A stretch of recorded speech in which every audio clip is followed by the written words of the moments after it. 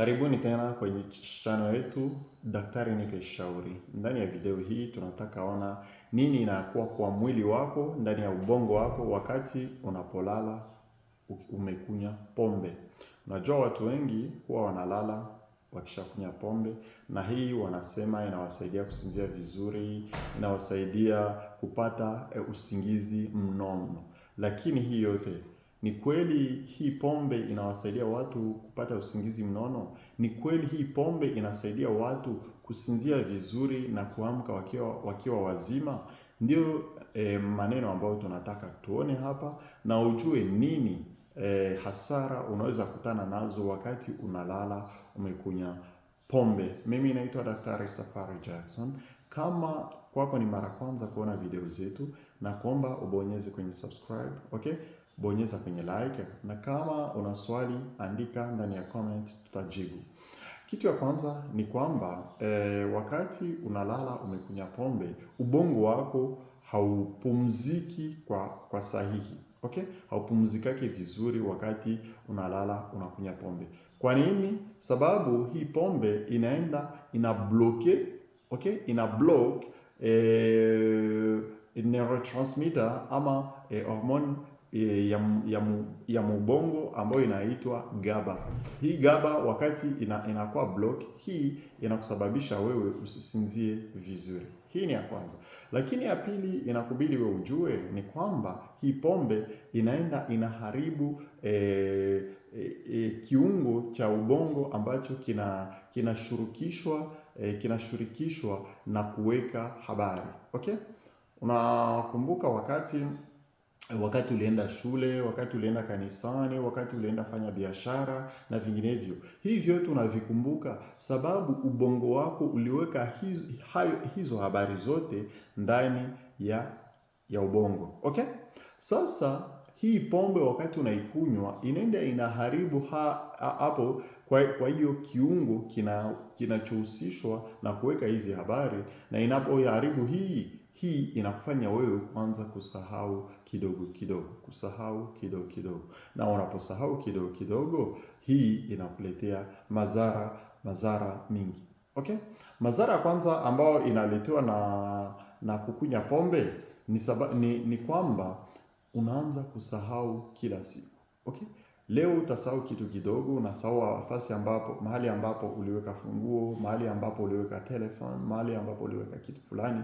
Lakini nyuma ya mwaka, miaka 2, miaka ngapi, utaanza kusahau hata majirani, utaanza kusahau hata watoto wako. Hiyo yote sababu hii pombe ilikuja haribu hiki kiungo cha ubongo ambako kinahusishwa na kuweka hizi habari zinazokusaidia kukumbuka maneno fulani.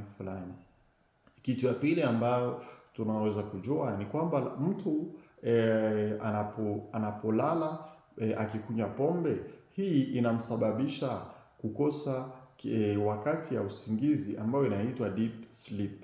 Deep sleep ama sommeil profond ni wakati mtu anasinzia anakuwa kama amekufa, na hii inasaidia mwili wake kutosha uchafu moja, kutosha ulozi moja ambayo inakuwa ndani ya ubongo, lakini hii inasaidia kurudisha hormones na ingine matumizi ya mwili wako kwenye mstari.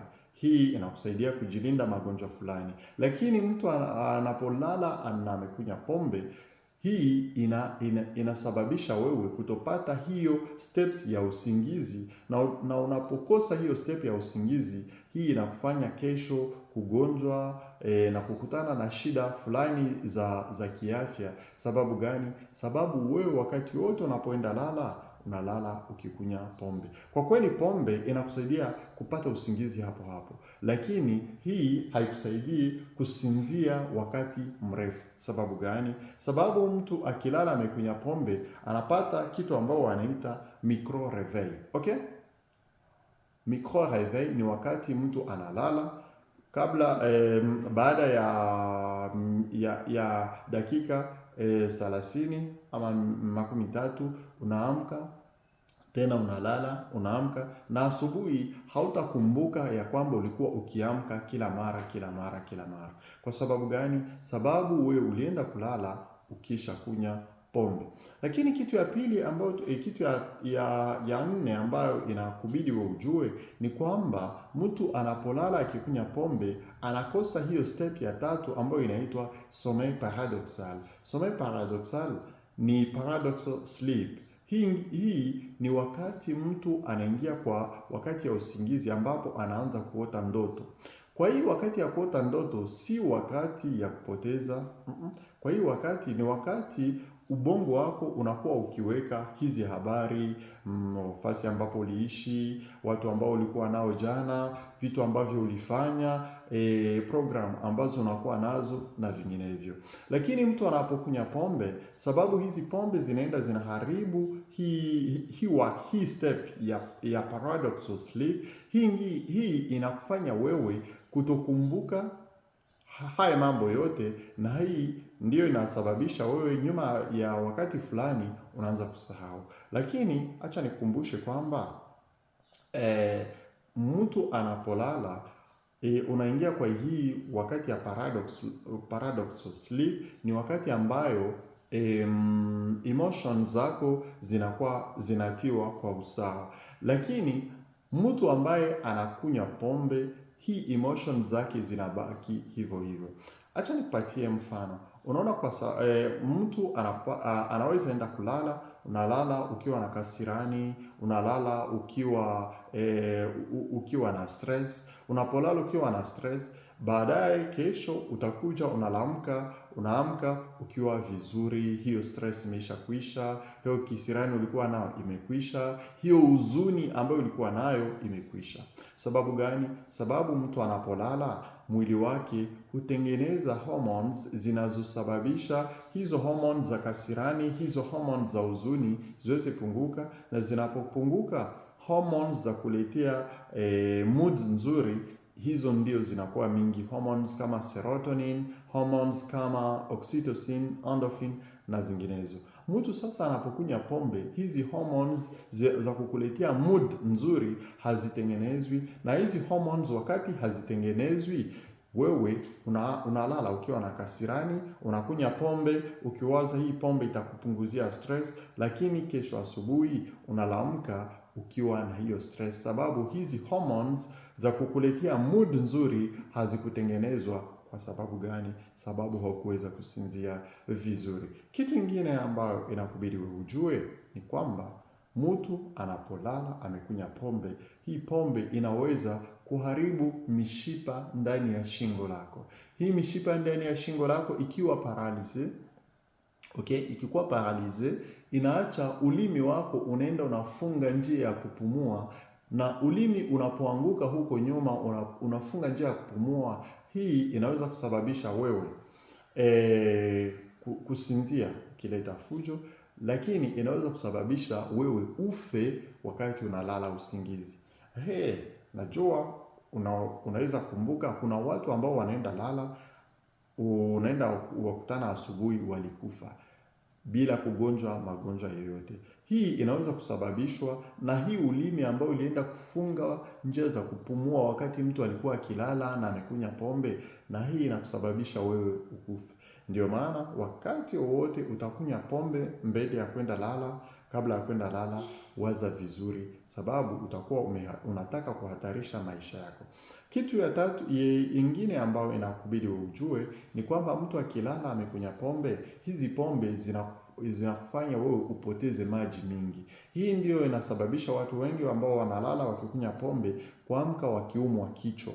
Unaamka ukiumwa kichwa, unaamka ukiwa na kizunguzungu, unaamka ukiwa na kinywa ambayo inakuwa na harufu mbaya, unaamka ukiwa na kinywa ya kukauka sana. Sababu gani? Sababu hizi pombe zilipunguza maji mwilini mwako, na wakati pombe inapunguza maji mwilini mwako, hii inakufanya usikie kizunguzungu, na hizo alama zote nilizosema. Lakini kitu kingine inakubidi ujue ni kwamba pombe wakati unaikunywa kabla ya kwenda lala inafanya moyo wako upige vibaya. Unajua moyo wa mtu unapiga kwa ritme fulani. Moyo wako unakupasha kwa unapiga pam pam pam pam pam pam pam pam. Ndio ritme ya moyo wako. Lakini wakati umekunywa pombe, kwa saa zimoja wakati unasinzia, moyo wako unaweza kupiga pam pam pam pam pam pam pam pam, kisha moyo wako unasimama kidogo, tena unaendelea pam pam pam pam pam pam pam. Hii inaweza kusababisha wewe ukufe unaposinzia bila kujua ulikufa, bila watu kujua nini ilikuua. Kwa kweli kitu ambacho kitakuwa kimekuua ni hizo pombe ambazo zilienda disturb matumizi ya moyo wako, na matumizi ya moyo wako inapokuwa disturbed, hii inakufanya wewe inafanya moyo wako usimame na unakufa hivyo. Kitu kingine ambayo inakubidi ujue ni kwamba wakati mtu analala akikunywa pombe, maini yako inaendelea kutumika. Hapa inakubidi nikukumbushe kwamba maini yako ndiyo inatosha hiyo ulozi inayokuwa ndani ya pombe, kwa sababu watu wengi hawakwambii, lakini ndani ya pombe yoyote, ikuwa vino, ikuwa pombe fulani, kila pombe inakuwa na ulozi ndani yake.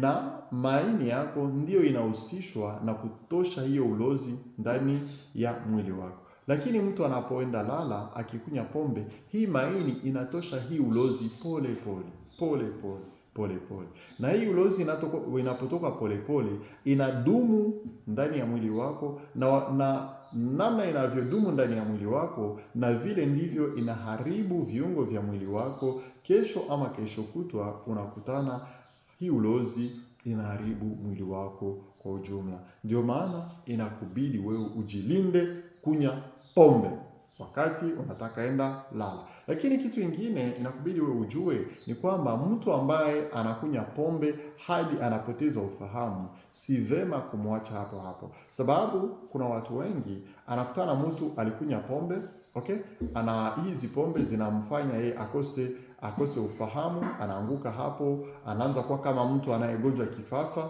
Na hii yote inapokuwa hivyo, hii unaweza kutana mtu hivyo, unamwacha hapo.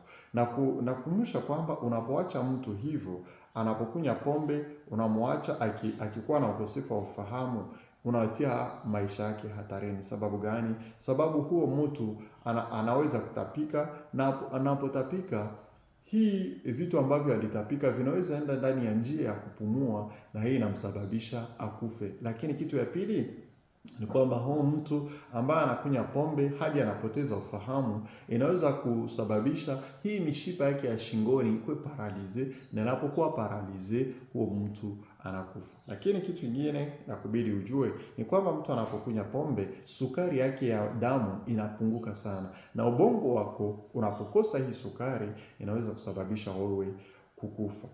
Unajua kwamba unasikia sasa kwamba kunywa pombe kabla ya kwenda lala si maamuzi mazuri. Ndio maana wakati ambapo utakapokamata hii decision, hii maamuzi ya kunywa pombe kabla ya kwenda lala, waza vizuri, waza mara pili, sababu utakuwa unataka hatarisha maisha yako. Na mimi nakushukuru. Kwaherini.